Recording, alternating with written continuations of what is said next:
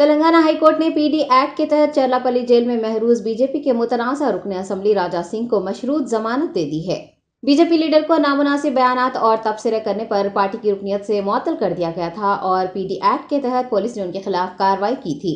Advocate general S Prasad نے high court میں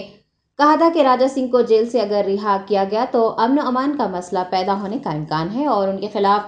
پہلے ہی 101 مقدمات بھی درج ہیں، جن میں سے 18 معاملے مذہبی منافرت کو ہوا دینے کے ہیں۔ عدالت کو اس بات سے بھی واقف کروایا گیا تھا کہ اگر راجہ سنگھ جیل سے باہر آئے تو امن و امان کا مسئلہ پیدا ہو جائے گا۔ اے جی نے بی جے پی کے متنازع لیڈر پر پی ڈی ایکٹ لگانے کو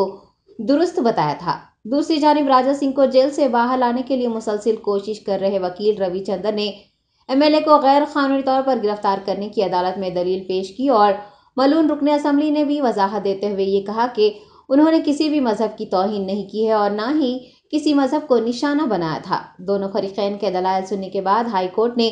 راجہ سنگھ کو مشروط ضمانت دی ہے اور اشتعال انگیز تبصرے نہ کرنے کا مشورہ دیا ہے۔